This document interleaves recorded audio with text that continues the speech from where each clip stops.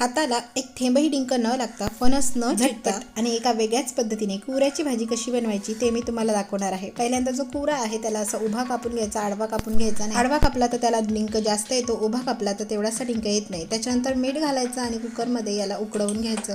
त्यानंतर याला कुकरमधून बाहेर काढायचं आणि आता आपल्याला एक काम करायचं आहे। चमचा घ्यायचा आणि चमच्याच्या सहाय्याने फणसाच्या वरती जे काटे आहेत ते सगळे काटे अशा पद्धतीने आपण काढून घ्यायचे। याच्यामुळे काय होतं की जास्त फणस वेस्ट होत नाही। आपण कापायला गेलो की त्याच्यातली माव वेगळी करतो, त्याच्यामुळे जास्तीचा फणस आपला वेस्ट जातो। आता बघू शकता फक्त काटे तेवढे वेगळे झालेले आहेत। अशाच पद्धतीने आपल्याला सगळे काटे काढून घ्यायचे आहेत। आता तुम्ही माझे हात बघू शकता, हातांना माझ्या अजिबात डिंक लागलेला नाही, मी तेलही लावलेलं नाही।